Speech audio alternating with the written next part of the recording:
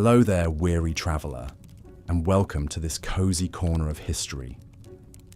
Before we begin our journey back to the brutal winters of medieval times, I wanted to extend a warm greeting to you, dear listener. Whether you're nestled under the covers, ready to drift off to sleep, or simply looking to unwind with some quiet, historical storytelling, I'm so glad you've chosen to join me tonight. If you don't mind, I'd love to know where in the world you're tuning in from and what time of day it is for you right now. Feel free to leave a comment and let me know. It's always such a delight to see the diverse community of history enthusiasts gathered here. And if you enjoy this style of calm, immersive tales from the past, go ahead and click that subscribe button so you don't miss the next installment. But for now, let's allow the stresses of the modern world to melt away as we travel back to a time long ago when winter's icy grip held far more peril than most of us could imagine. A time when the changing of the seasons brought not just inconvenience, but genuine fear for survival. Picture yourself in the countryside of medieval Europe. The last leaves have long since fallen from the trees, and the sun hangs low on the horizon, its weak rays doing little to warm the biting chill in the air. Frosty fields crunch underfoot as a breeze carries the first few flurries of snow. Winter is coming, and for the people of this age, that means one thing above all: hardship. The cold seeps in slowly at first, but it will linger for long months to come. The landscape will soon be blanketed in white, the rivers and ponds freezing over into gleaming sheets of ice. In a time before central heating and well-insulated homes, the promise of warmth is a distant dream for all but the wealthiest. But of course, it wasn't always like this. Medieval winters were not always so brutal, so unforgiving. There was a time when the seasons passed in a more predictable rhythm, when the arrival of snow was met with acceptance rather than dread. But then, something changed. The climate itself began to shift, ushering in a period that would come to be known as the Little Ice Age. Lasting from the 14th century all the way into the 19th, the Little Ice Age brought colder temperatures and harsher winters than anyone could remember. The reasons for this change are still not fully understood, but its impact was felt across the land. Crops failed, livestock perished, and the icy winds blew ever harder. One of the most famous examples of the Little Ice Age's fury was the Great Frost of 1709. That winter, temperatures plummeted so low that rivers and lakes froze solid. In London, the River Thames became a frozen highway, with people setting up shop and even lighting fires right on the ice. It was a surreal sight, but one that came at a cost. Many perished from the cold that year, huddled in their homes as the world outside turned to ice. But amidst all the suffering, there were some who found a strange sort of solace in the frigid weather. One such figure was a young Isaac Newton, then a student at the University of Cambridge. When the Great Frost hit, Newton was forced to return home to his family's farm. There, huddled by the fire, he found himself with ample time to ponder the mysteries of the universe. It was during this unexpected break that Newton began to develop some of his most groundbreaking ideas, laying the foundations for his theories on calculus and optics. Who knows what other great minds might have been sparked to brilliance by the quiet isolation of a long, cold winter. It's a reminder that even in the darkest of times, the human spirit has a way of seeking out the light. But for the vast majority of people in medieval times, winter was a season to be endured rather than enjoyed. The rich could afford thick woolen clothing, ample firewood, and well-stocked larders to see them through the lean months. But for the peasants and serfs who made up the bulk of the population, it was a very different story. Imagine waking up each morning in a one-room cottage, the air thick with smoke from the sputtering fire. Your breath mists in front of you as you rise from your straw mattress, careful not to disturb the shivering forms of your family members huddled around you for warmth. The cold seeps in through every crack and crevice, numbing your fingers and toes until they ache. Breakfast, if you're lucky, might be a meager bowl of porridge or some stale bread. The food from the previous harvest is beginning to run low, and you know that the long winter months will only bring more scarcity. The livestock too are suffering, their coats matted with frost as they huddle together in the barn, their breath steaming in the icy air. As the day wears on, you trudge out into the snow to gather what firewood you can. It's backbreaking work, and your hands quickly become raw and chapped from the cold. But you know that without a fire, your family will not survive the night. You think of your children, their small faces pinched with hunger and cold, and you press on. This was the reality for so many in medieval times. A constant battle against the elements, a fight for survival that consumed every waking hour. And yet, even in the face of such hardship, there were moments of resilience and even joy to be found. You see, the medieval world was one deeply attuned to the rhythms of nature. The passing of the seasons was marked not just by changes in the weather, but by a rich tapestry of rituals and celebrations. And so, even in the depths of winter, there were glimmers of light to be found. One such beacon was the midwinter feast of St. Stephen, held each year on December 26th. For a brief moment, the rigid social hierarchies of medieval society were turned on their head, with a peasant or serf being crowned the Lord of Misrule for the day. This lucky individual would preside over a raucous celebration filled with food, drink, and revelry, a rare moment of indulgence in an otherwise austere existence. But perhaps the most enduring symbol of hope in the medieval winter was the simple act of coming together. In a world where survival often depended on the strength of one's community, the bonds of family and friendship took on a profound importance. Imagine, if you will, a small village huddled against the snow. The smoke from the chimneys mingles with the leaden sky, a sign of life amidst the barren landscape. Inside the homes, families crowd together around the hearth, telling stories and sharing what meager scraps of food they have. There is a sense of unity here, a shared sense of purpose in the face of hardship. Neighbors trudge through the snow to check on each other, bringing extra firewood or a pot of stew to those in need. In the flickering firelight, faces are lined with weariness, but also with a quiet determination. They have survived winters past, and they will survive this one too. And so the long, cold months march on, the snow piling higher and the ice growing thicker with each passing day. But even in the darkest depths of winter, there is a glimmer of hope on the horizon. For the people of medieval times knew that no matter how brutal the season, spring would come again. They watched for the first signs with a keen and practiced eye. The slight lengthening of the days, the softening of the earth beneath the snow. And when at last the thaw began, it was celebrated with a joy and reverence that we can scarcely imagine today. Plough Monday marked the official end of the winter season, a day when work in the fields could begin anew. The ploughs that had lain idle for so long were brought out and blessed in elaborate ceremonies, a symbol of the renewed cycle of life. As the first furrows were cut into the earth, there was a palpable sense of relief and gratitude in the air. Life had been hard, yes, bitterly hard at times, but they had endured.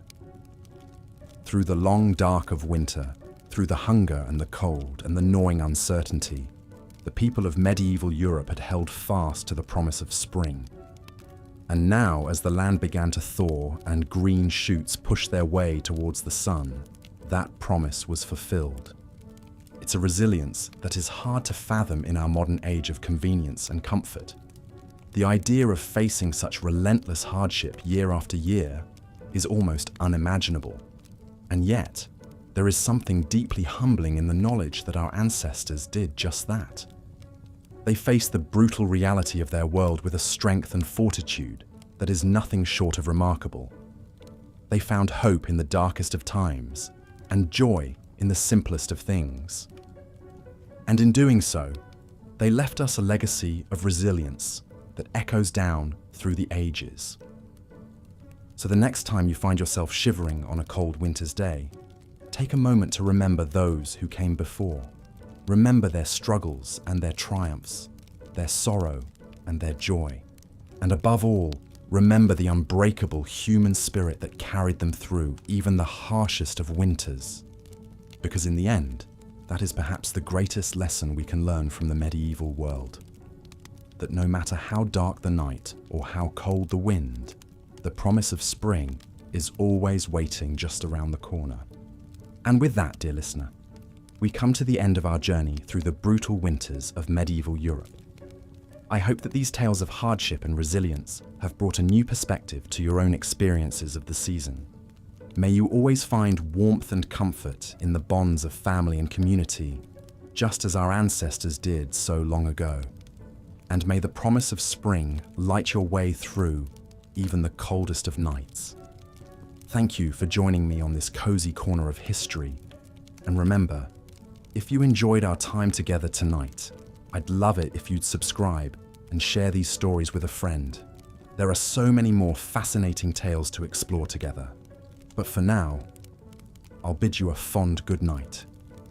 Stay warm, stay safe, and I'll see you next time for another journey into the past. Sweet dreams.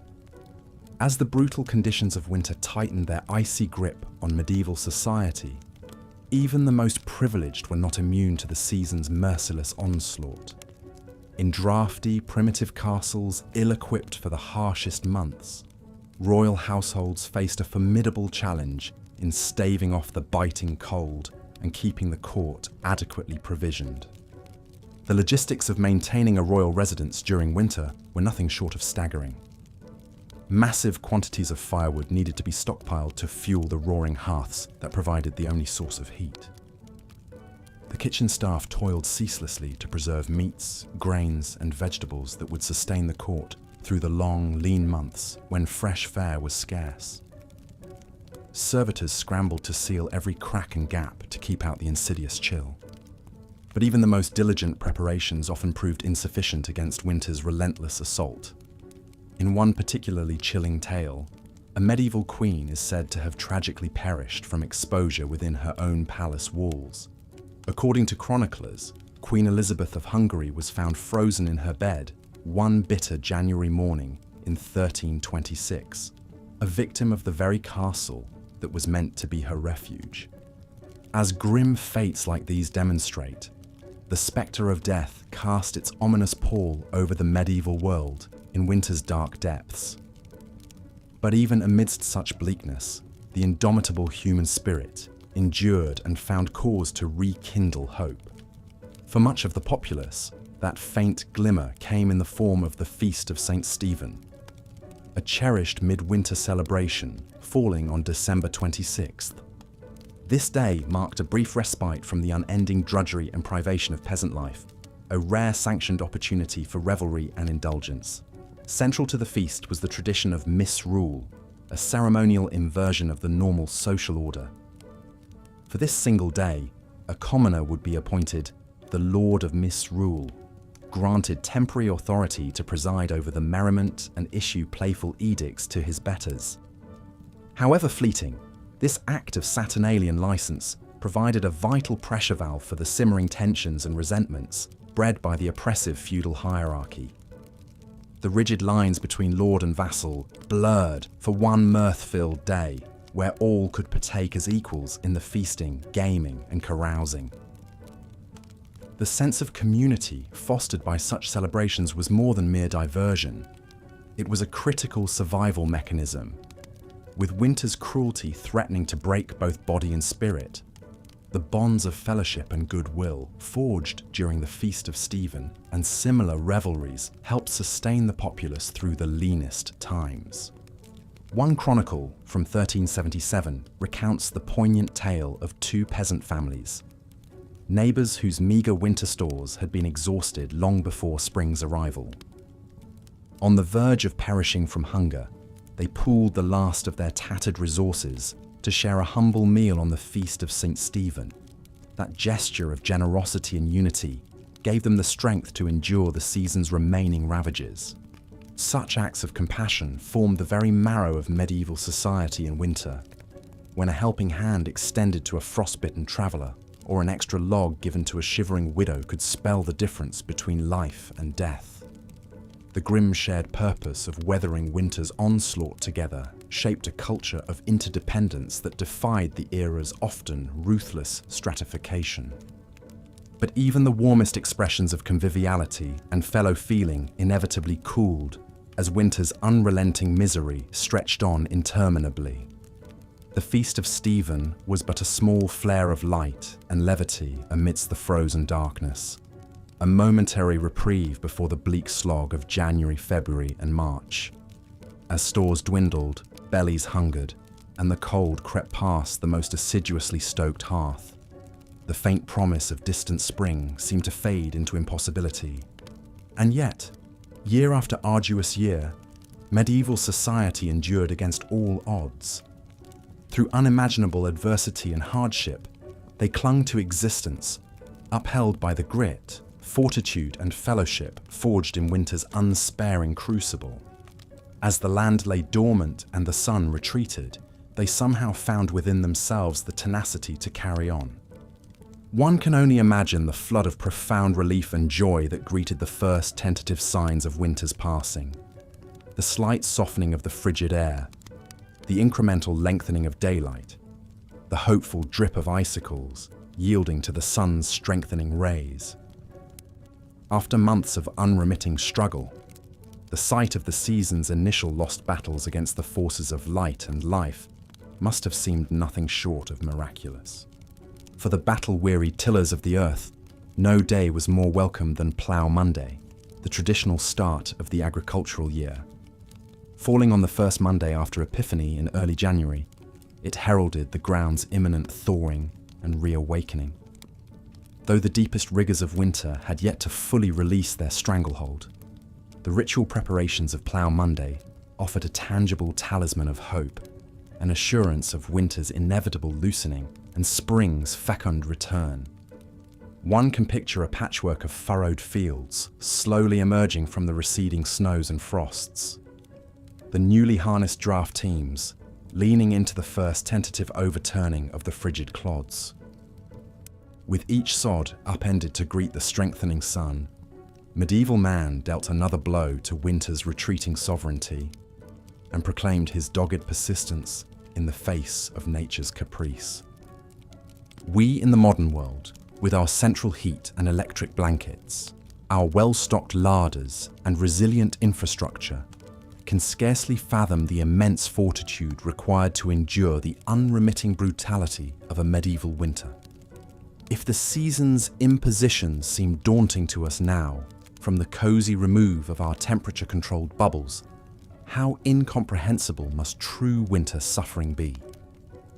And yet, when we grumble about the minor inconveniences of a delayed flight or a rain-snarled commute, perhaps we would do well to reflect on the unyielding misery experienced by our forebears during those interminable frozen months. What reserves of resilience and tenacity they were forced to draw upon, year after arduous year, simply to survive. Their ability to eke out moments of celebration and fellowship amid such unrelenting privation seems nearly superhuman to modern sensibilities. That they not only withstood winter's ravages, but managed to find slivers of light in the all-encompassing darkness is a testament to the indomitable spirit that slumbers within us all, waiting to be roused by hardship's clarion call. So the next time we feel our modern discontents starting to chafe, perhaps we would do well to cast our minds back to the icy plights of our predecessors.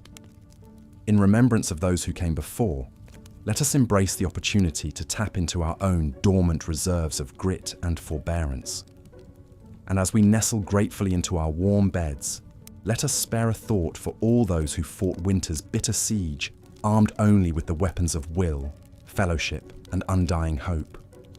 As the new year dawned and Plough Monday festivities faded into memory, medieval life settled back into its familiar winter rhythm. Short, frigid days and long, frosty nights were the hallmarks of the season. The fortunate retreated to the meagre warmth of smoky hovels and draughty manors. For the less privileged, winter meant a constant battle against the elements just to survive. One of the greatest winter hardships was the ever-present threat of sickness. In the cramped and unsanitary living conditions of the time, disease could spread like wildfire. The common cold was an uncommon misery, leaving sufferers red-nosed and bleary-eyed. But far more serious illnesses also stalked the populace. Influenza was a fearsome foe, striking down young and old alike with its telltale fever, chills, and aches. In an age without vaccines or effective treatments, flu outbreaks could decimate entire communities. The winter of 1557 was particularly brutal, with a virulent strain of influenza raging across Europe. In Paris alone, over 10,000 souls perished. Pneumonia was another stealthy killer, preying on those weakened by hunger or other illnesses. The winter dampness seeped into the lungs, causing them to fill with fluid until the victim essentially drowned. Crowded living spaces provided the perfect breeding ground for pneumonia to run rampant. It was not unusual for multiple members of the same family to succumb, leaving orphaned children and shattered lives in its wake. Even royalty was not spared the ravages of winter sickness. In fact, disease often spread even more rapidly in castles and courts due to the constant flow of people in and out. A visiting dignitary or pilgrim might unknowingly bring pestilence along with their entourage. Henry VIII lost his beloved wife Jane Seymour to postnatal complications likely exacerbated by the poor hygienic practices of the age. Children were perhaps the most vulnerable of all. Harsh weather, meagre rations, and unsanitary conditions combined to make winter a truly dangerous time for the young. Infants born in the cold months faced an especially precarious start to life. In London in the 1500s, fully half of all children did not survive to see their 5th birthday. One poignant practice of the age speaks volumes. The custom of bone lace involved tying a black ribbon to the hand of a seriously ill infant. Should the child pass away, this ribbon could then be used to secure their burial shroud, a somber reminder of winter's deadly toll on the most innocent. With danger lurking both outside the home and within, winter was a time to batten down the hatches and pray for survival. For those of limited means, even the basic comforts of shelter, food, and warmth could not be taken for granted. The icy grip of winter poverty was relentless and pitiless. Firewood was a precious commodity, with strict laws governing the gathering of fallen timbers from forests. A peasant family might huddle around a makeshift fire of dried dung and straw, striving to eke out some feeble warmth. Shivering livestock shared what heat there was, their breath steaming in the frigid air. Food supplies dwindled to a meagre subsistence of salted meat, dried peas, and coarse bread. The autumn harvest bounty was a distant memory, and the first shy greenery of spring was still months away. Foraging for winter nutrients meant scouring the stark landscape for hardy fare, like nettles, garlic, and mushrooms. The scarcity of fresh vegetables in winter made for some very dreary dinner pots. A typical pottage might contain peas, beans, salted pork, and, if lucky, some foraged greens and wild onions for flavour. Tasteless and tedious, but enough to keep body and soul together until spring. For many, even this unappealing monotony was an unattainable luxury. Storms, droughts, pests, and other calamities could obliterate food stores, plunging entire regions into crisis. The Great Famine of 1315 was a particularly harrowing time, caused by relentlessly heavy rains that rotted crops in the fields across northern Europe. Contemporary accounts paint a chilling picture of desperate people reduced to eating dogs, horses, and even human flesh in their hunger. Parents were said to have smothered their starving children as an act of mercy. Corpses littered the streets and fields, too numerous for proper burial. Although this famine was remarkable for its severity and scale, localized crop failures and food shortages were an ever-present menace. A medieval winter diet walked a tightrope between subsistence and starvation. It was a time of hunkering down with the knowledge that things would likely get worse before they got better. Beyond basic survival, winter affected every facet of medieval culture. Leisure, religious worship, and even crime and punishment took on the unmistakable stamp of the season. The sheer drudgery of scratching out an existence in the bitter cold coloured all aspects of life. Socially, winter was a time of drawing in and relying on the bonds of family and community. The cheery gatherings around the Yule log gave way to more sedate pursuits. With travel treacherous and daylight scarce, people looked inward for amusement and enrichment during the long, dark evenings. Telling stories and singing songs helped to while away the hours. The flickering light of rushlights or tallow candles illuminated scenes of sewing, weaving, and whittling.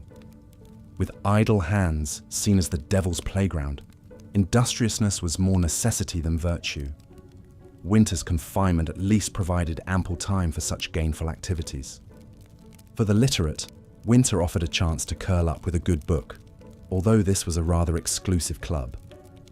In England, at the close of the 15th century, a humble tradesman's library might boast a Bible, a book of hours, and perhaps some merry jests or tales of Robin Hood.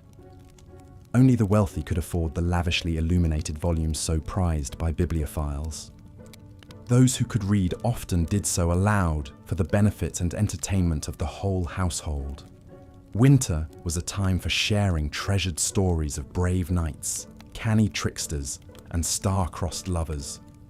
The chivalric adventures of King Arthur and his court were perennial favourites, their intricate plots and noble themes helping to transport listeners far beyond the close confines of their winter refuge.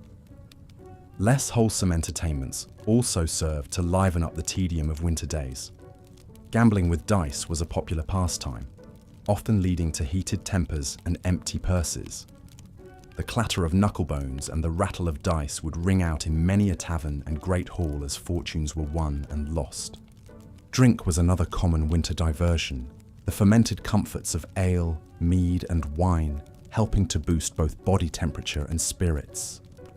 Public houses saw a roaring trade, offering fellowship, entertainment, and an escape from the bitter cold.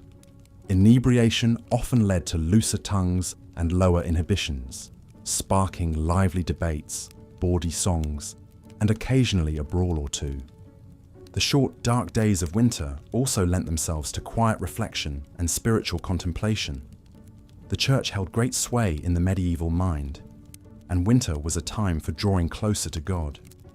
With agricultural work at a lull, more time could be devoted to prayer, penance, and good works.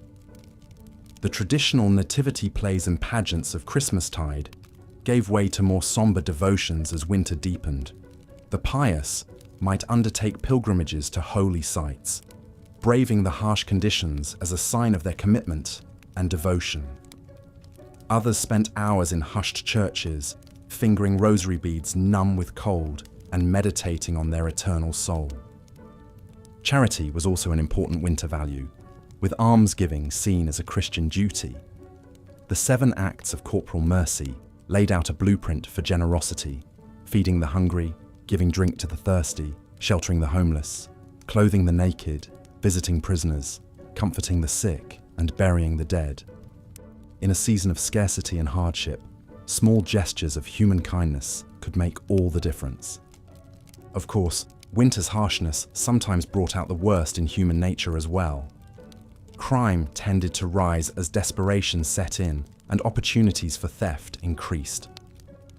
With people spending more time indoors in close quarters, tempers often frayed, leading to a spike in assaults and other violent crimes. The medieval justice system was ill-equipped to deal with this seasonal surge in lawlessness. Trials were often delayed until the weather improved, leaving the accused to languish in dank and overcrowded jails. Punishments could be harsh, with fines, floggings, and even executions meted out to those found guilty. But even in the face of winter's bleak realities, the indomitable human spirit endured. People found small joys and moments of levity where they could. The distant promise of spring sustained them through the darkest and coldest nights. The lengthening days of February brought a welcome reprieve with the feast of St. Valentine on the 14th. This ancient pagan fertility rite, Christianized into a celebration of love, was enthusiastically embraced by the people of the Middle Ages. It was a bright spot of warmth and tenderness in the very heart of winter's depths. The custom of drawing names for Valentine's sweethearts was well established by the 15th century. Eligible ladies and lads would gather to draw slips of paper from a bowl, sealing their romantic fate for the next year. These annual pairings often led to merry flirtations and sometimes even marriages. Flowers, sweets, and sentimental verses were common tokens of affection exchanged between Valentine's sweethearts. The simple act of receiving a handmade card from an admirer could set hearts aflutter, even in the chilliest weather. Winter, for all its woes, could not freeze the fires of love. As the feast of St. Valentine passed into Lent, the austerities of the season intensified. But there was a sense that the worst was now behind and brighter days lay ahead. The snowdrops and crocuses poking their fragile heads through the frost offered tangible evidence that winter's icy reign was finally weakening. Throughout the Middle Ages, the relentless cycle of the seasons shaped every aspect of life, and no season stamped its mark more firmly than winter. It was a time of privation and hardship, when mere survival was an achievement. And yet, it was also a time of resilience and quiet fortitude in the face of the harshest of elements. Medieval winter was a test of the human spirit, a proving ground for the values of faith, family, and community. The winking icicles, frosty meadows, and long fallow fields may have been a postcard-perfect scene, but the realities of the season were anything but picturesque. However, this crucible of snow and ice and want also forged a people of remarkable grit and endurance. The Middle Ages were built on the backs of those who could weather the very worst that winter had to offer and still find a reason to hope for spring. There is perhaps no greater tribute to their stubborn vitality. So the next time you find yourself bemoaning a delayed train or a slushy sidewalk, spare a thought for your medieval ancestors.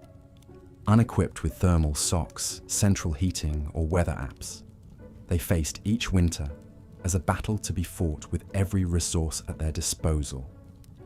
And they emerged victorious, spring after spring. We are the heirs and beneficiaries of their tenacity and unbreakable spirit. And with that, I will leave you to your warm bed and electric blanket, secure in the knowledge that winter has been largely tamed, thanks in no small part to those who came before and showed us how it's done.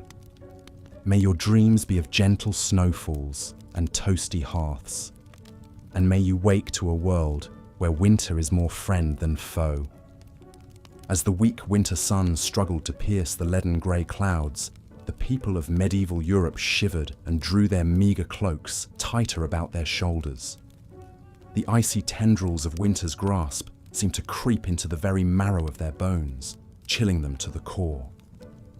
For the poorest peasants, the cruel irony was that their ragged woolen garments, which felt so oppressively hot and sticky in the sweltering labours of summertime, now provided scarcely more warmth than a gossamer veil against winter's biting onslaught.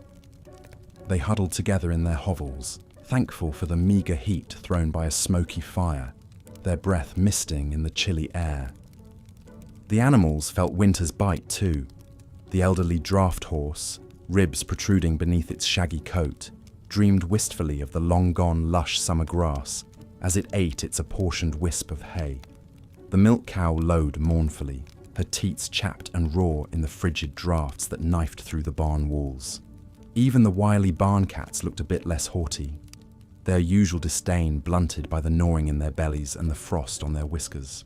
Yes, winter was an especially trying time for the lowest rungs of medieval society. But even the nobility, cocooned in their grand, drafty castles, were far from immune from the deprivations of the season. Many a blue-blooded maiden wailed in despair as her priceless silk gowns proved useless against the dank chill of stone walls.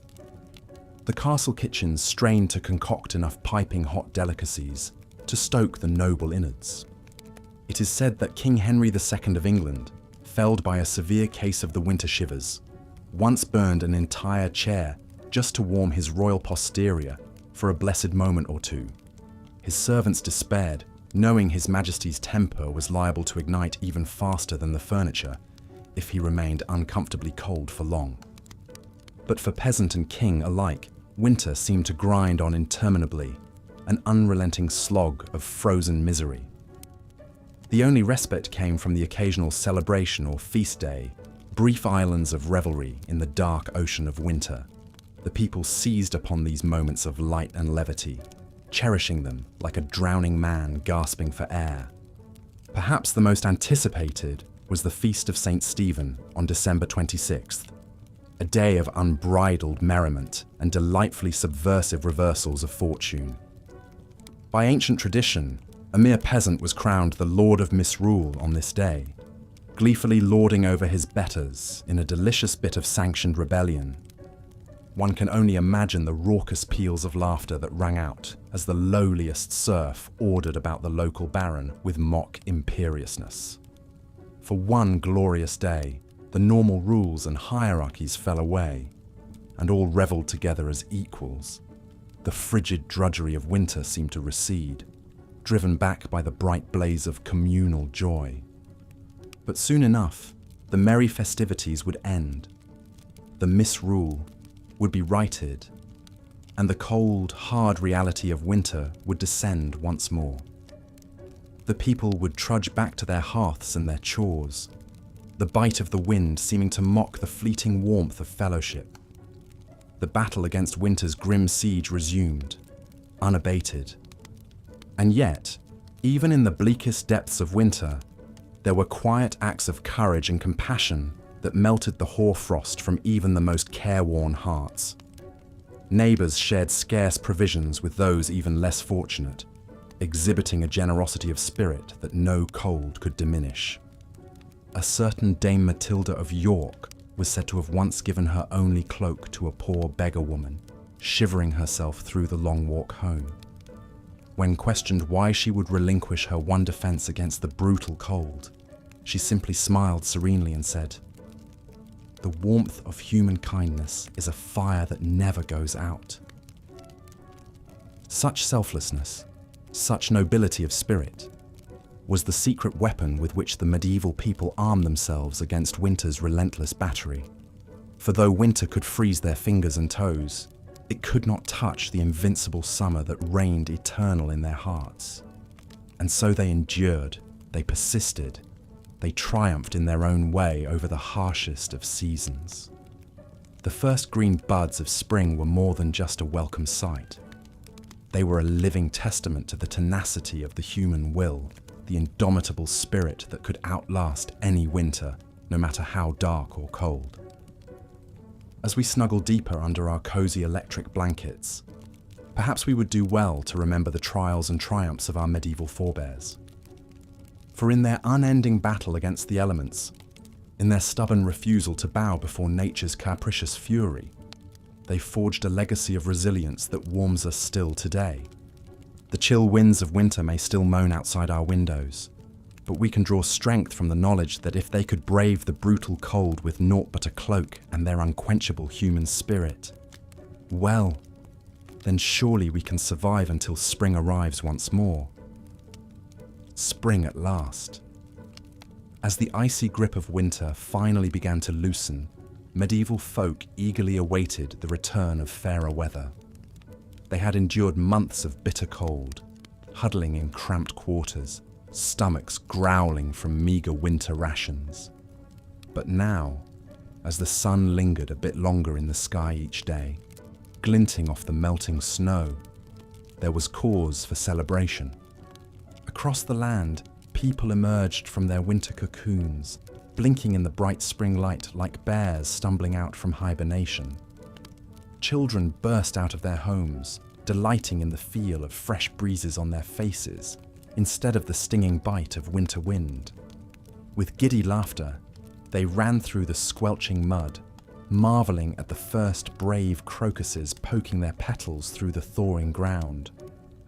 In the fields, farmers eagerly awaited Plough Monday, the traditional start of the agricultural year. Occurring on the first Monday after Epiphany, it marked the moment when the ground had softened enough for ploughing to begin.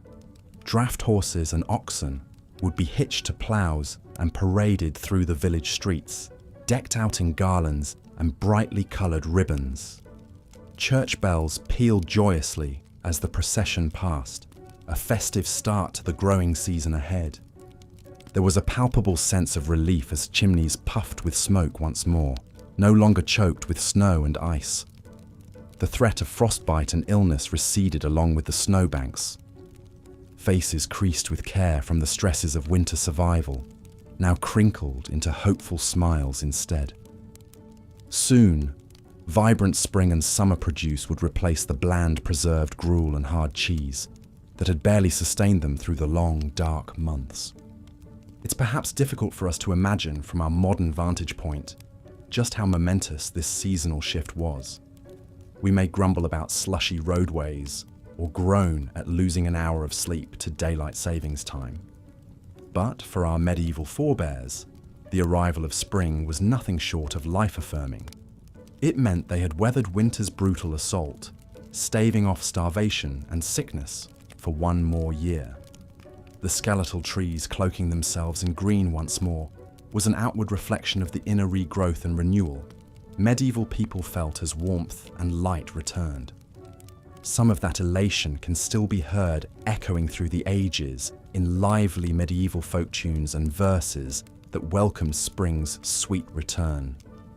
One English song jauntily proclaimed, "Lud sing cuckoo, groweth said and bloweth med, and springeth the woad new. Sing cuckoo," which roughly translates to, "Loudly sing cuckoo."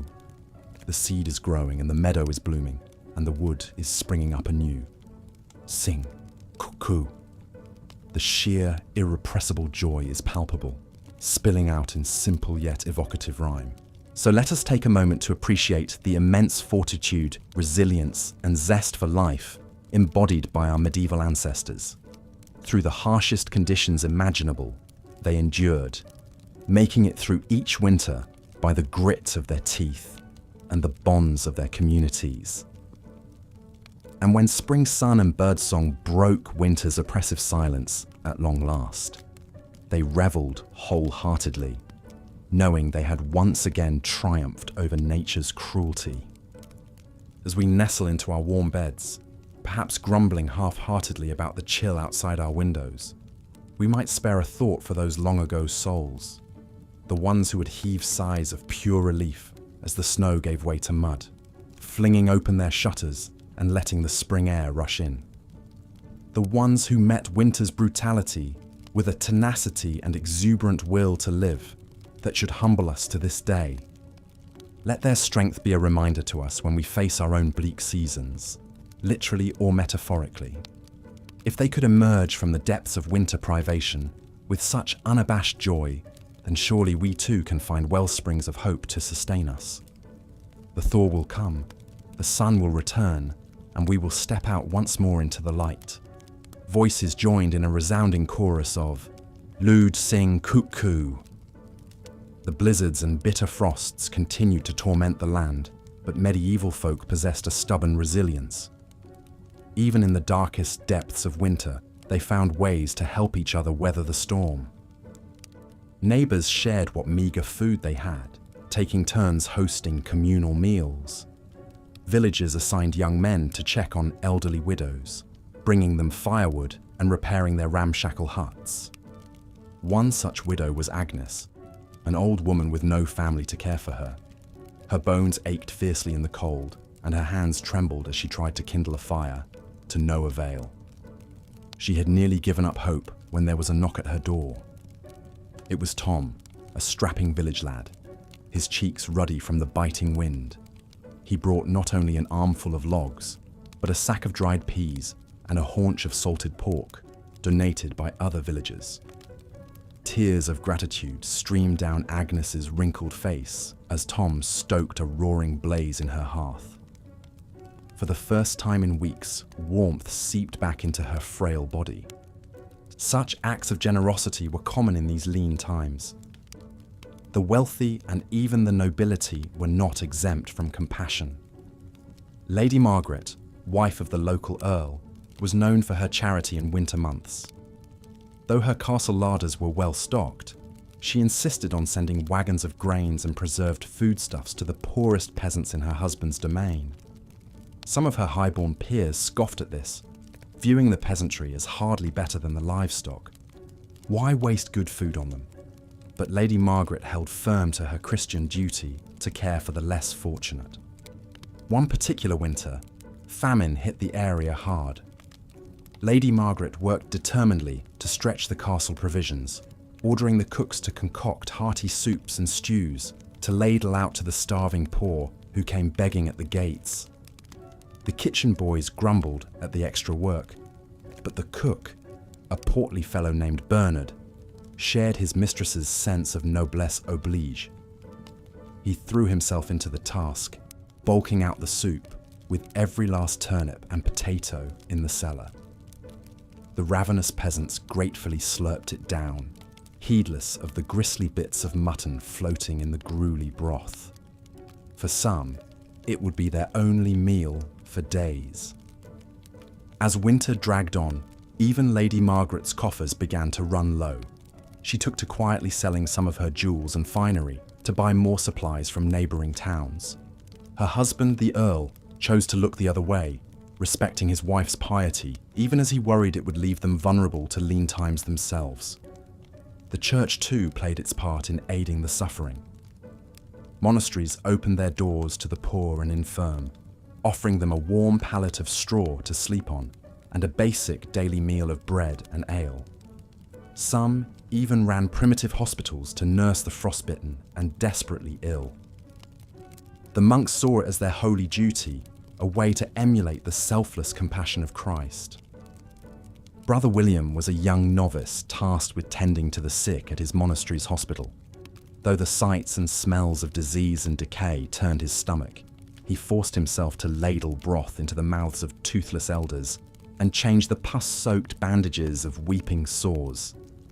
He prayed fervently for the strength to endure this trial and thanked God that his station in life spared him the worst ravages of winter. For winter was the great equalizer, laying low rich and poor alike with its icy scythe. Certainly the wealthy could afford thicker woolen hose and luxuries like hot mulled wine, but they still shivered in their draughty manners and worried over their winnowing stores. And death came for them too, in the form of winter-borne disease. The noblewoman Lady Isabel was heavily pregnant during a particularly vicious cold snap. Sequestered away in her confinement chamber, she had every comfort: a crackling hearth, mounds of furs, and attentive maids to cater to her every need. But contagion has a way of sneaking past even the thickest castle walls. A kitchen girl with a hacking cough brought Lady Isabel a posset of warm milk and herbs. Within days, the expectant mother was burning with fever, her lungs rattling. The child came too soon, a tiny wisp of a thing that never drew breath. By week's end, Lady Isabel too was dead. The king himself was not immune.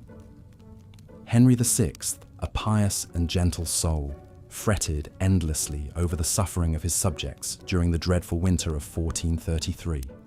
The royal physicians prescribed him a tonic of cinnamon and ginger to ward off the cold humours, but still he sank into a deep melancholy, unable to warm his hands, even when thrust practically into the roaring hearth. Some whispered it was God's punishment for Henry's weakness as a ruler. In truth, seasonal depression was an affliction that could strike any man, from mightiest king to lowliest serf.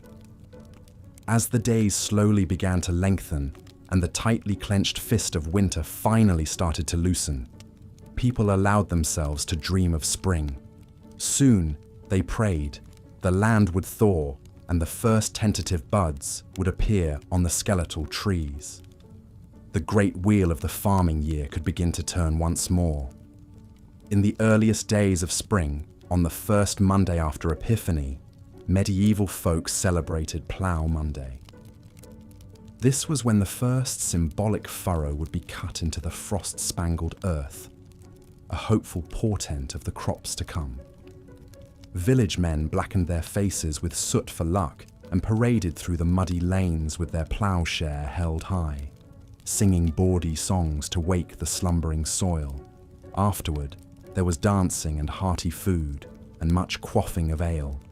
It was a promise, a covenant, that the dark days of winter were passing and brighter tomorrows lay ahead. The same eternal cycle played out at all levels of society. In the great halls of dukes and countesses, minstrels struck up a merry tune and couples leapt into a lively carol dance, flush with the optimism of a new year. The king hosted a lavish feast for his court, the tables heaped with delicacies like roast swan and marchpane sweets. Even the lowly peasant Giles and his brood felt a weight lift from their shoulders as they ventured out to their humble plot. Giles clutching the pouch of precious saved seed that meant a future of full bellies. The wretched widow Agnes, who had been knocking on death's door, found herself stirring a bubbling pot of pottage, humming tunelessly. She had made it through winter's gauntlet to see another spring dawn. Praise be to God. Winter was brutal, there was no escaping that fact. It brought with it a host of miseries and hardships, from hunger to bone-chilling cold, to the constant spectre of death and disease. But it was also a time when the true resilience and communal spirit of medieval people shone through. Staring into the abyss of winter bleakness, they responded with generosity, with grit, and even with defiant celebration. They understood that winter was an inescapable part of the great cycle of life, and the best way to conquer the cold was to hunker down and endure it together. So as you huddle beneath your cozy duvet, perhaps grumbling about the exorbitant heating bill or scraping a bit of frost from your windshield, spare a thought for your medieval ancestors. Reflect on how they survived winter after winter in a world before electric blankets, central heating, and grocery deliveries at the click of a button. Though our modern winter woes may seem all-consuming in the moment, they pale in comparison to what medievals faced each year. And perhaps we could learn a lesson from them, that empathy, charity, and an irrepressible hope for spring are the best ways to weather the hardships life throws our way, whether it be a polar vortex or a pandemic. Let us all embrace the coming spring with a full and grateful heart, knowing that however deep the snow drifts, it will eventually yield to the warming sun. The harshness of winter only makes the blossoming of spring all the sweeter. And so, as a medieval king might say, let us winter bravely, so that we may spring eternally. Frost crackles underfoot as you trudge through snowdrifts, breath clouding in the icy air. Icicles glitter in the pale sunlight, hanging from the eaves of wattle and daub huts. The village lies hushed and still, huddled against winter's onslaught. This is what winter looked like for most of our medieval ancestors. Not the cozy scenes we imagine of merry feasts in snug castles decked with holly and buzzing with music and laughter. No, for the vast majority, winter was a time of bone-chilling cold, gnawing hunger, and grim survival. The spectre of winter hunger was never far away. With crops withered and livestock scarce, putting food on the table became a daily battle. Grain stores dwindled, and bitter herbs and shriveled turnips were soon all that stood between a family and starvation. One bitterly cold winter in 1315, a medieval English manor's harvest fell short by a third due to storms and freezing weather. The desperate serfs were reduced to eating the straw roofs off their huts and boiling the leather from their shoes, all the while still forced to labour for their lofty lords. Malnutrition weakened the body's defences against winter maladies. The common cold could quickly morph into life-threatening pneumonia or bronchitis. Influenza cut through villages like a scythe, felling young and old alike as they shivered in their shabby shelters. With teeth chattering, medieval folk huddled together against the chill, packing into the relative warmth of shuttered houses. Yet this close-quartered coziness came at a cost.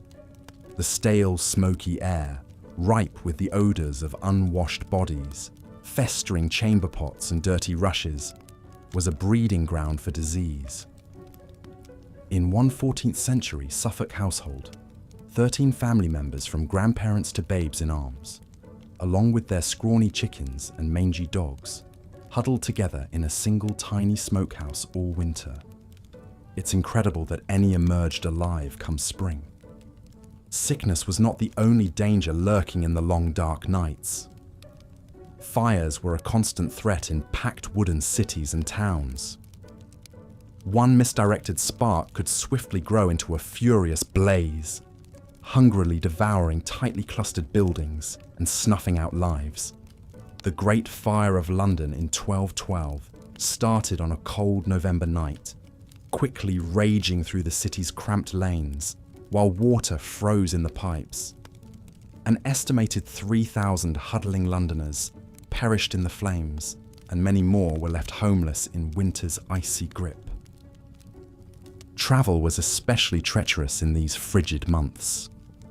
Roads dissolved into muddy quagmires, while blizzards obscured the way with blinding flurries. With daylight scarce, travellers risked becoming disoriented and losing their way, stumbling from the path to a frozen grave. In 1311, the English Queen Isabella set out from Canterbury for London as the winter twilight deepened on the shortened day. Her party lost the road and wandered helplessly until the early hours, while the pregnant queen wept copiously in fear and exhaustion.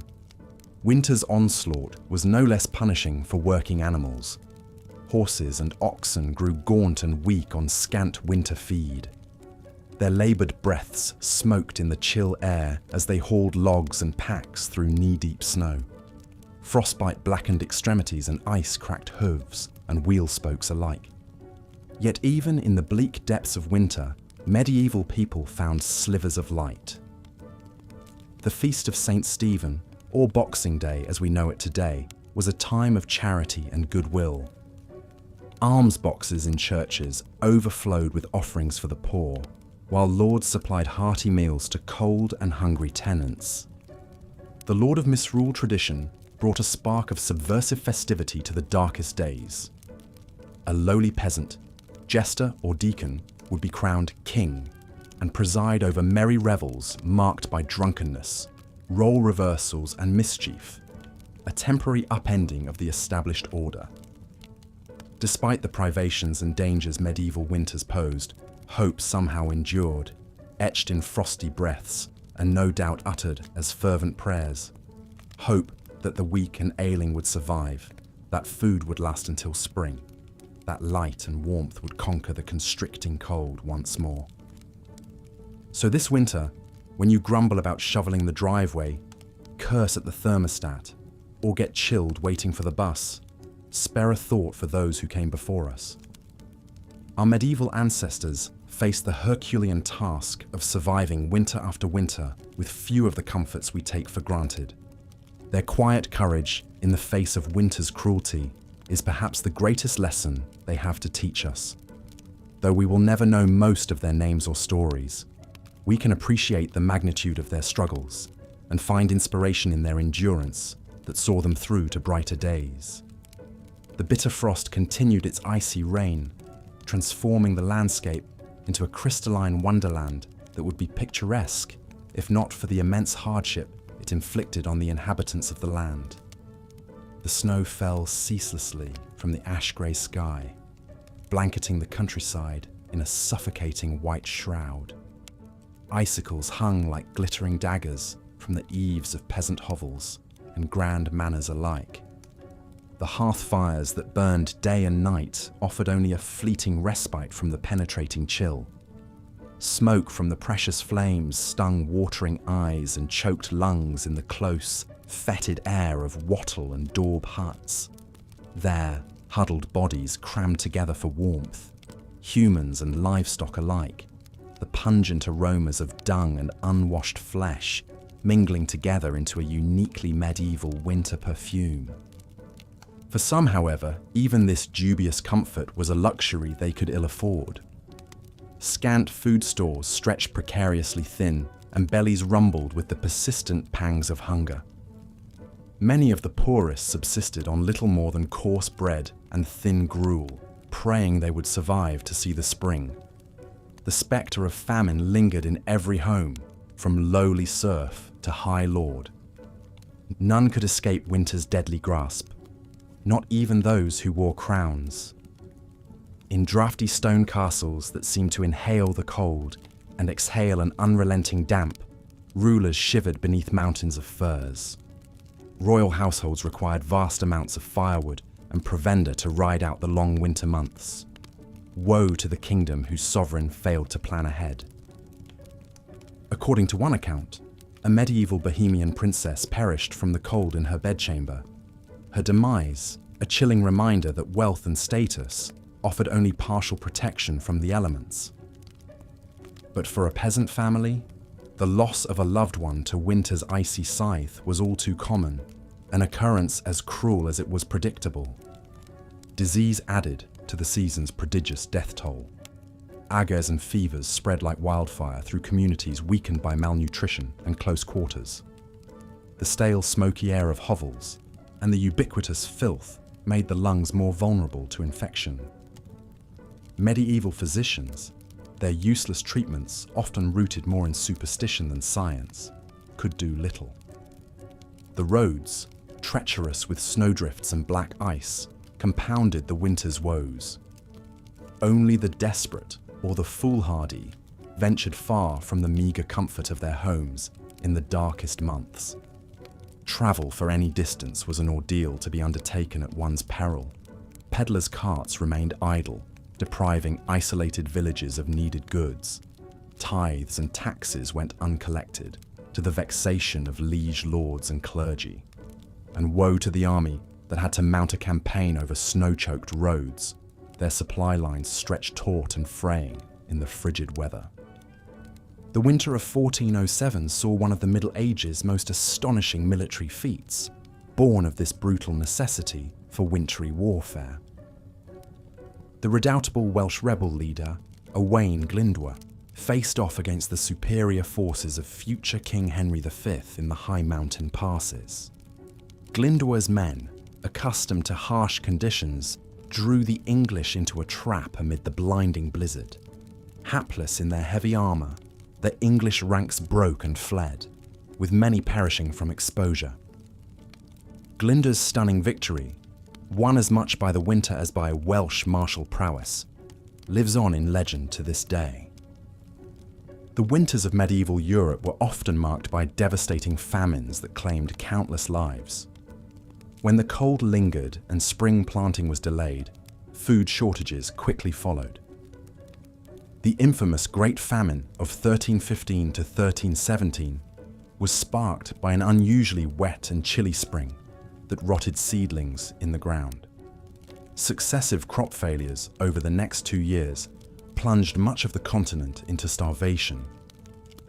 In England, the price of bread skyrocketed to 20 times the normal cost.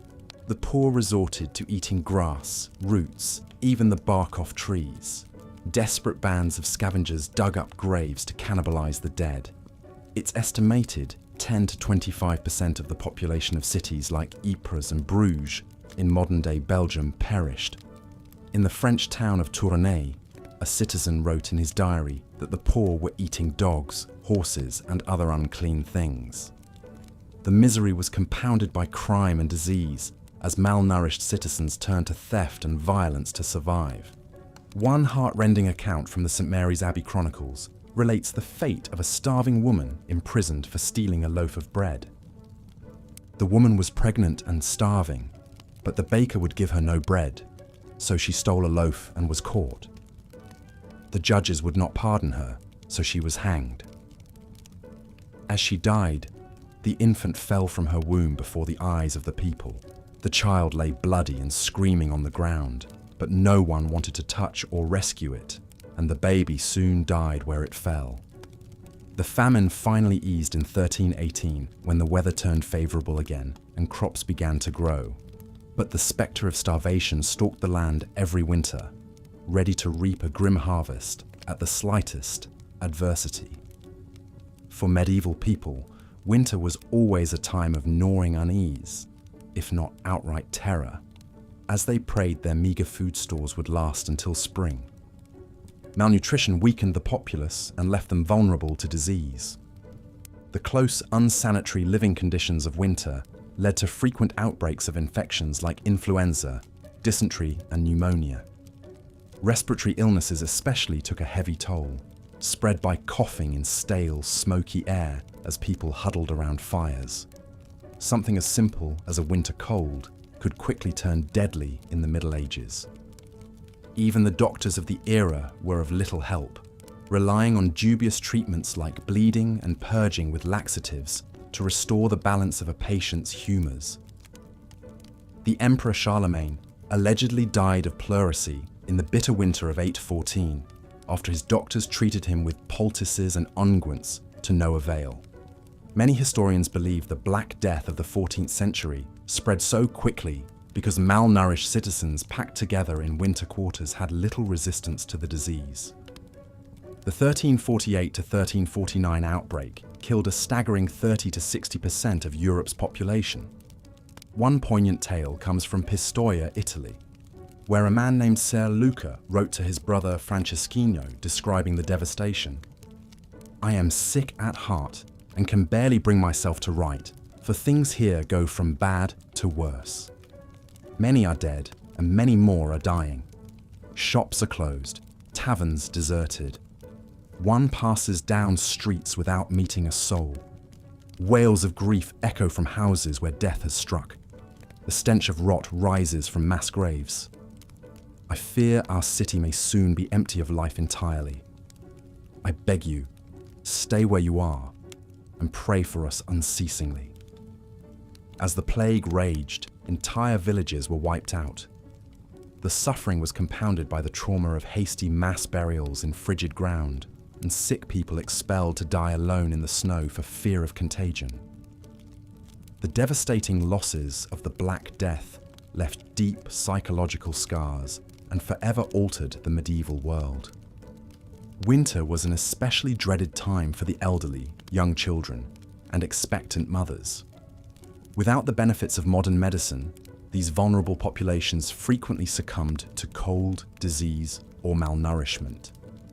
It's estimated that in some medieval societies, up to 20 to 30% of infants died within their first year of life, many during the harsh winter months.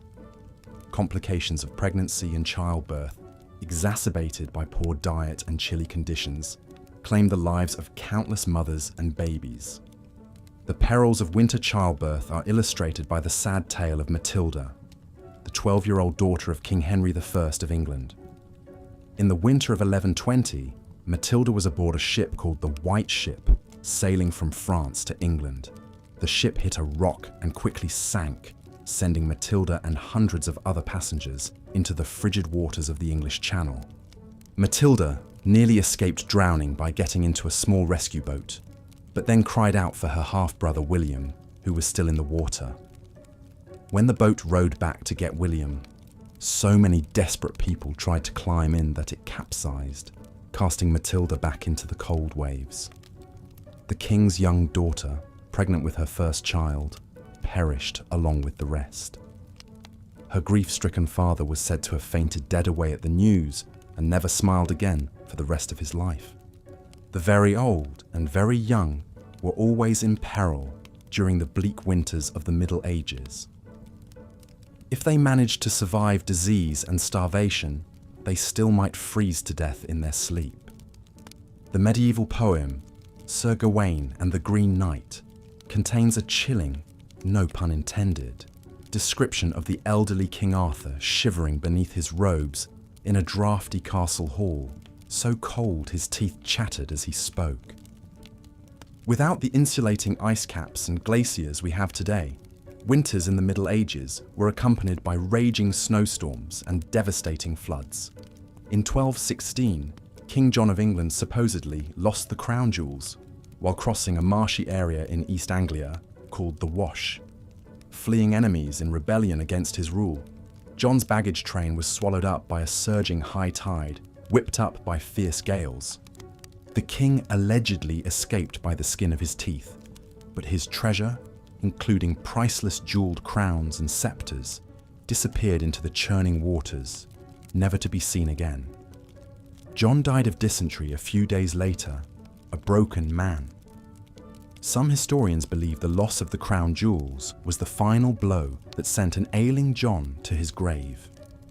Winter storms often meant disaster for coastal communities battered by hurricane-force winds and massive waves. The Anglo-Saxon Chronicle records a terrible flood that struck England in 1099. On St. Martin's Day, the 11th of November, came a great sea flood through the length of this land, and overran it so far as no man remembered that it ever did before, and drowned many towns and a countless number of people. Another North Sea flood on January 16th, 1219, completely submerged the low-lying Netherlands, killing over 50,000 people. In an era with no early warning systems or emergency shelters, the population was completely at the mercy of the elements. All medieval folk could do was pray for deliverance as icy floodwaters rose and the wind howled like the very hounds of hell outside their frail homes.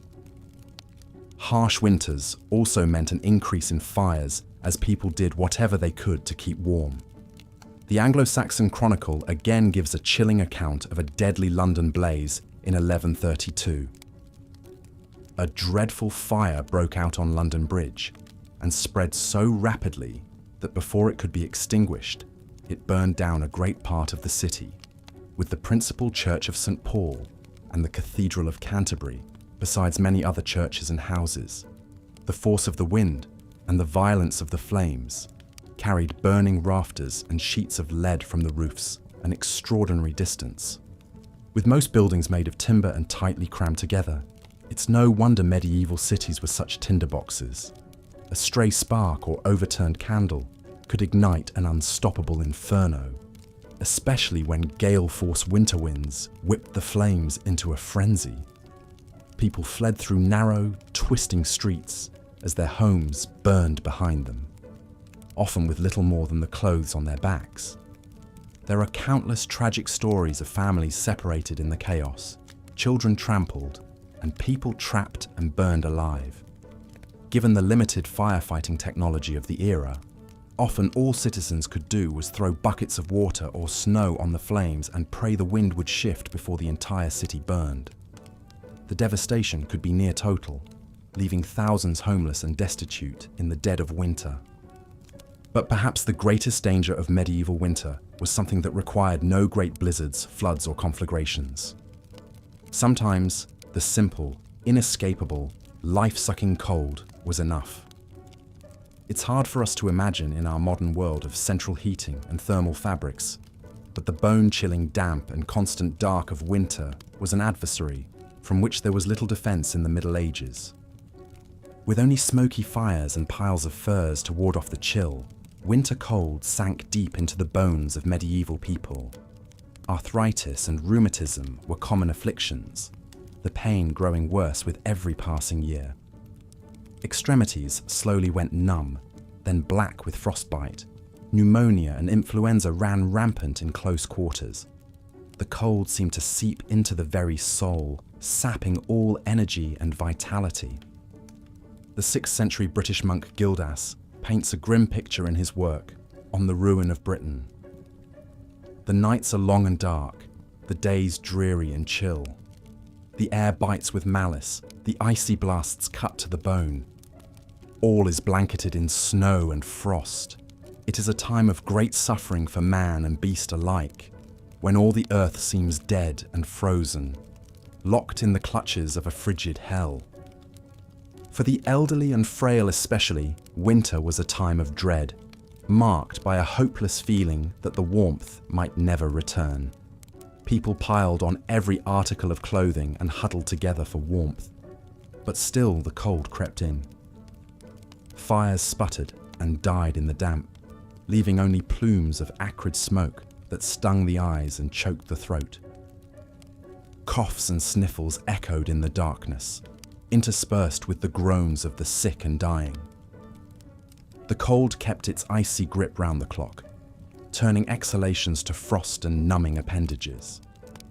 It seemed to reach icy fingers into the chest, squeezing the breath and congealing the blood. Even the young and healthy moved as if through deep water, sluggish and yielding. There was no escaping winter's clutches in the Middle Ages, no Florida vacations or cozy electric blankets to take the edge off. The cold was a constant, merciless companion, sapping precious energy needed for survival. It's no wonder the medieval world measured the passage of time not in months or years, but in how many winters one managed to survive. To make it through to another spring was a triumph, one that grew more difficult with each passing season. But somehow, despite the brutal conditions, the rampant disease, the gnawing hunger, and the life-stealing cold, the people of the Middle Ages endured. Year after year, winter after merciless winter, they shouldered on, armored only in their indomitable spirits. When the last meager stores of food ran low, they tightened their belts another notch. When the fire burned down to embers, they drew another tattered blanket close. And when the dark pressed in from all sides, they huddled together and whispered stories of brighter days to come. There is a moving passage in the 14th century English poem Piers Plowman that captures the sheer resilience of the medieval spirit. Through woe and winter's bale, frost and snow and sleet and hail, all shall pass and peace prevail, hope shall triumph and never fail. Even in the darkest depths of winter, medieval folk found small joys and moments of grace. Neighbours shared what little they had with those who had even less. Amid the cold and dark, people came together to sing and pray. At night, some swore they could hear the voices of angels in the howling winds, promising that warmth and light would come again. And so the people of the Middle Ages held fast to hope, clung fiercely to life, and kept their eyes fixed on the far horizon where spring lay in wait. They knew in their bones that winter, no matter how brutal and unrelenting, was always a temporary state. The sun would return, the snows would melt, and the world would be reborn, as green and glorious as if winter had never come at all. All they had to do was endure, and endure they did, with a strength forged in the very ice and stone of the season. The winters of the Middle Ages were brutal, merciless, and seemingly endless. They brought hunger, disease, destruction, and death. But they also brought out the best in the human spirit, the unshakable will to survive, to hold fast to hope, to come together in compassion and kindness. The medieval world was tempered in winter's icy crucible and emerged stronger for it, a little tougher, a little wiser, with a bone-deep appreciation for the turning of the seasons. So perhaps we can learn a lesson from our medieval forebears as we grumble about scraping a few inches of frost from our windshields. For them, winter was a matter of life and death, a season to be survived with gritted teeth and unshakable resolve. And survive they did, passing down to us their tales of a winter's wrath and the invincible power of the human spirit. In the dead of our modern winters, May we remember their fortitude and find in it the inspiration to shoulder through our own dark days. The people of the Middle Ages stared winter full in its icy face and refused to yield. They endured floods and famine, blizzards and blackest night. They buried their dead in frozen ground and woke to the groans of the starving. But always, always they held fast to the promise of spring. And if they could make it through winter after winter with little more than faith and furs, then surely we can find the strength to face our own battles, knowing that the thaw will come and light will return. The brutal winters of the medieval world may be long past, but their lessons echo through the ages, a testament to the enduring power of the human spirit. So let us walk in the footsteps of our ancestors and meet winter's chill with courage, compassion, and unshakable hope. For if they could brave the darkest season with heads unbowed, then so too can we. Winter is coming, but spring, as the medieval world knew so well, is never far behind. As the chilling winds howled across the frozen landscape, medieval folks gathered round the flickering light of the hearth fire. Huddled together for precious warmth, they shared tales of winters past, those harsh and unforgiving seasons that tested the mettle of even the hardiest souls. In humble cottages and grand manor houses alike, the sting of winter's icy breath knew no bounds. Drafty shutters and thin thatched roofs offered scant protection against the relentless cold. From peasants to princes, all felt the bite of Jack Frost nipping at their noses and numbing their extremities. But some were fortunate enough to have a roaring hearth around which to cluster. The crackle of the flames and the aroma of smoke offered small comfort against winter's onslaught. In the castles of the highborn, great hall fireplaces consumed prodigious quantities of wood, attended by shivering servants whose labours never ceased.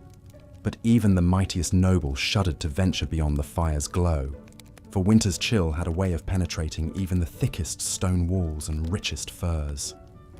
For those of low birth, the season brought an especially grim and arduous struggle for survival. Their rough-hewn hovels boasted precious little in the way of creature comforts.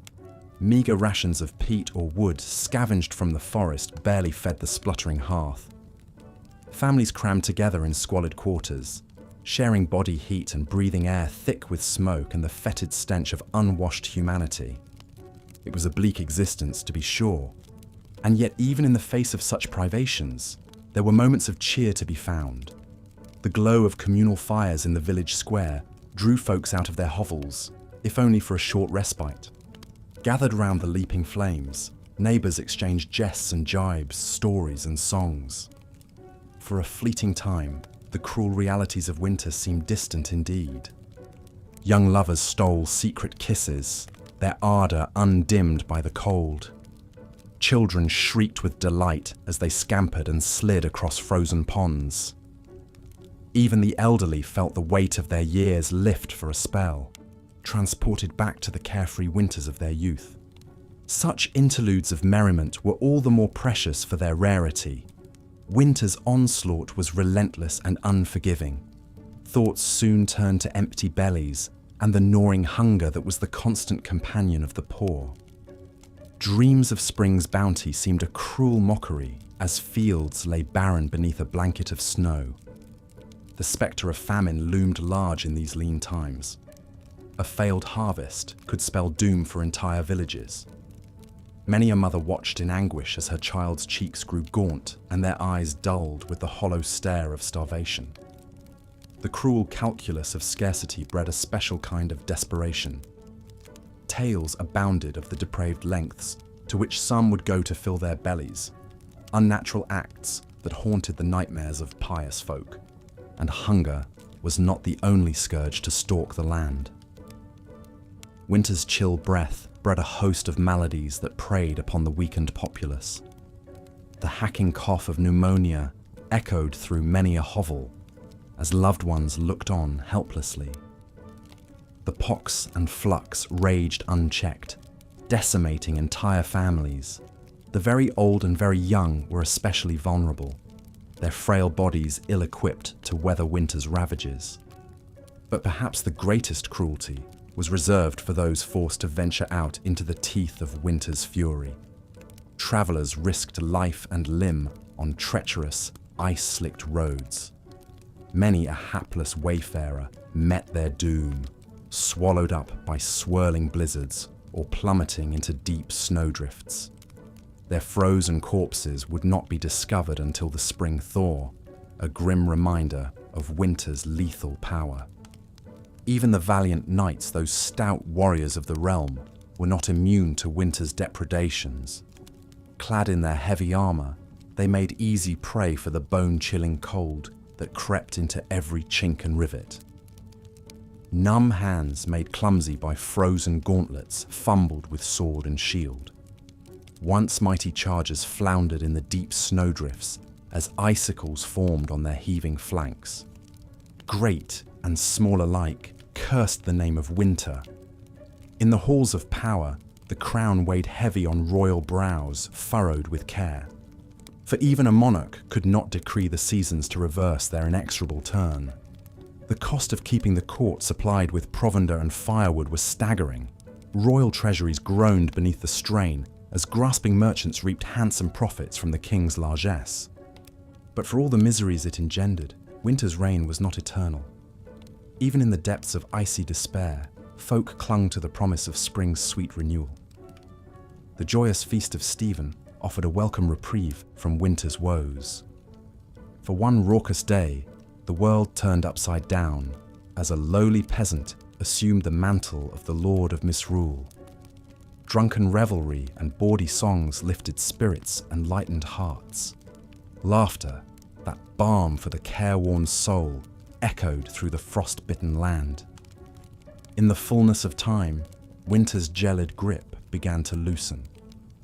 Icicles dripped from the eaves as the strengthening sun worked its subtle magic. Snowdrops and crocuses pushed their way through the softening earth, delicate harbingers of winter's retreat. The land stirred with new life, shaking off the torpid slumber of the frozen months. Hearts lifted and voices raised in joyful celebration. The Feast of the Plough marked the triumphant return of spring's verdant splendor. Sleek oxen dragged gleaming plowshares through rich, dark earth as the cycle of planting and renewal began anew. The lean times of winter soon faded into memory as fields rippled with the green and golden bounty of the land. Looking back across the centuries, we marvel at the fortitude of our medieval forebears. Year after pitiless year, they endured winter's cruelties with a stoicism born of necessity. Their strength of spirit and unbreakable bonds of community were the secret of their survival. In the face of unimaginable hardship, they found pockets of hope and moments of shared humanity. So the next time we grumble about the inconvenience of a delayed flight or the indignity of slushy streets, let us pause and reflect. Our modern winter woes are but a shadow of what once was.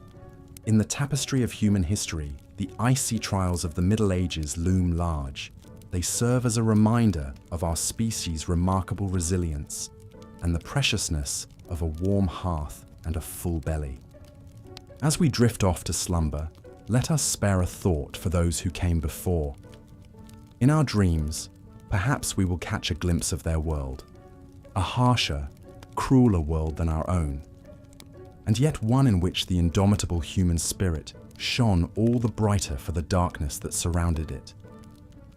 Good night, and sweet dreams of gentle spring breezes to come.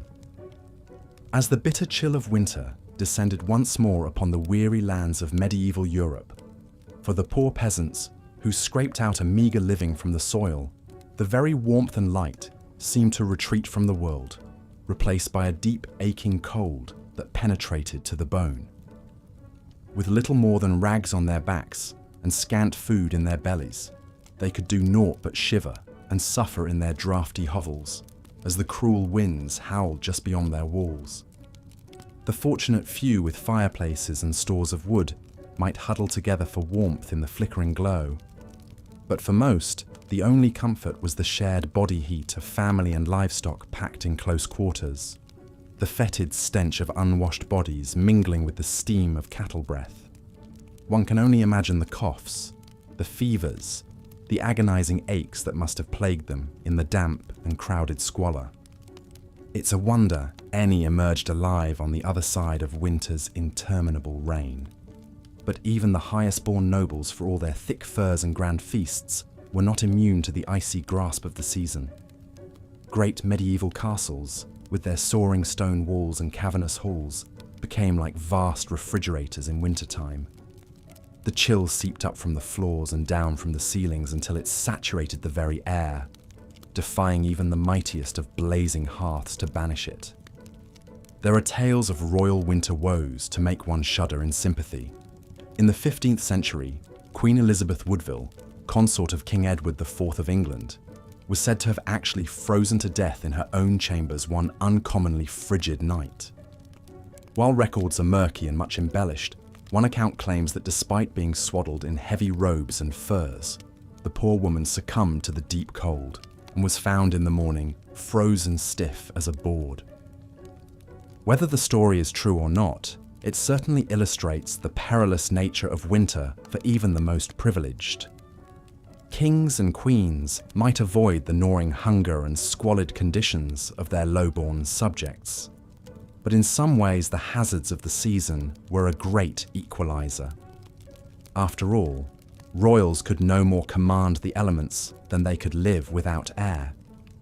The chill found its way into even the most luxurious of medieval bedchambers. And so, as the days grew shorter and the nights ever darker and more frigid, the whole of medieval society braced itself for the annual onslaught of winter's wrath. From the lowliest crofter to the loftiest lord, a sense of grim endurance seemed to settle upon the populace, a knowledge that the only way out was through. Stores of grains and salted meats were checked and rechecked, every scrap of wood and kindling jealously hoarded, and heavy woolen garments donned in stoic anticipation. The only spark of levity and hope in the whole bleak affair came with the Christmas festivities surrounding the Feast of St. Stephen on December 26th. For a few merry days, the normal social order was gleefully upended as a lord of misrule was appointed from among the peasantry to preside over a bawdy array of feasts, dances, games, and general mischief. With bellies full of ale and wine, faces flushed from the press of bodies, and the exertions of revelry, the common folk could, for a brief shining moment, forget the long privations of winter and revel in the joys of life and community. One can imagine the scenes of boisterous celebration erupting in halls and public squares across the land, the raucous laughter, the wheezing of reed pipes and fiddles, as the people capered about in a whirling kaleidoscope of colour and mirth. For once, serf and nobleman mingled freely, the usual lines of class and station erased in the spirit of goodwill and fellowship. The lord of misrule, perhaps a puffed-up young peasant lad with stars in his eyes, issued grandiose proclamations and ridiculous decrees to the delight of all. It must have been a heady thing, that burst of misrule and saturnalia amid the bleakness. But as with all things, the festive season was but a temporary respite, the eye of the storm. As the Yule log burned down to embers and the last wassail bowl was drained, the people drifted back to their hearths, and the aching cold darkness once more descended. The gaiety of St. Stephen's Day and the Lord of Misrule's brief, shining reign were replaced again by the grim business of survival as winter tightened its grip. For the next interminable stretch of months, time seemed to slow to a frigid crawl. With the land frozen and unworkable, there was little for the rural peasantry to do but hunker down and pray for deliverance. The shortening days and lengthening nights yawned like a vast chasm from which there was no escape. Huddled together in their crude shelters against the killing cold, they must have despaired of ever again feeling the kiss of spring's warm breath upon their faces. But even the cruelest winter cannot last forever. and indeed the first greening shoots of new life were already straining up beneath the frozen ground, biding their time. For those who endured, who clung to hope and to each other through the darkest days and coldest nights, the thaw would come again. The sun would return to the sky, the blood quicken in the veins, the world slowly shed its greys and whites for a burgeoning riot of colour. On Plough Monday, just after Epiphany, the land could again be tilled, and the great wheel of the agricultural year would creak back into motion. The people would emerge, blinking, into the pale but gathering light of spring, leaner and deeply tired but alive and glad of it. Fields would be furrowed, seeds planted, flocks driven out to graze on new grass, and the whole merry dance of life would begin anew. But that was yet to come. For now, the cruel heart of winter beat on, and the people of the Middle Ages steeled themselves once more to weather its icy reign. They drew what comfort they could from their rough woolen cloaks, their smoky hovels, their scant stores of food so diligently laid by, but most of all from each other. In a world so beset by hardship and peril, where the very season seemed intent on crushing the life from their bones, they endured as they always had, together. Lords and peasants, young and old, shivering and hoping beneath the same leaden winter sky, waiting for the spring that must someday come.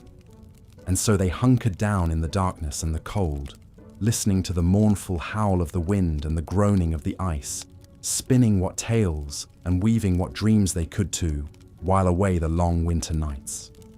Perhaps they imagined a future where the winters were kinder, the hearths warmer, the bellies fuller. A world their shivering hands and frozen bones might build for the generations to come. Or perhaps they simply held fast to what scraps of light and hope they could muster in the moment, knowing that even the longest winter must someday yield to spring. In the face of such brutal conditions, the strength of the human spirit to endure and keep faith in brighter days ahead is truly a marvel.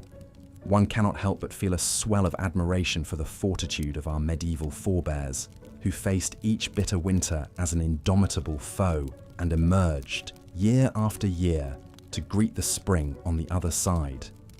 Let us then tip our hats to those long ago lords and peasants, who suffered much and yet endured still more. In our modern world of central heating and on-demand grocery deliveries, it can be easy to forget the hardships they faced as a matter of course. But as we drift off to sleep in our warm beds, perhaps we can spare a thought for those huddled medieval masses and marvel at the strength that carried them through winter after winter, waiting for the light's return. In a world so often cold and dark, such enduring hope and resilience is a fire that cannot be quenched, burning on from their distant hovels to our own night-swaddled rooms. May we keep that flame alive in our hearts, come what winter may. As the long winter months dragged on, medieval folk looked forward to any opportunity to lift their spirits and foster a sense of community and goodwill amidst the hardships. One such beacon of hope was the Feast of St. Stephen, celebrated each year on December 26th. Though the origins of this midwinter celebration are somewhat obscure, by the Middle Ages it had become a cherished tradition across much of Europe. After the solemn religious observances of Christmas Day, St. Stephen's Day was a time for merrymaking, feasting, and the playful reversal of normal social roles.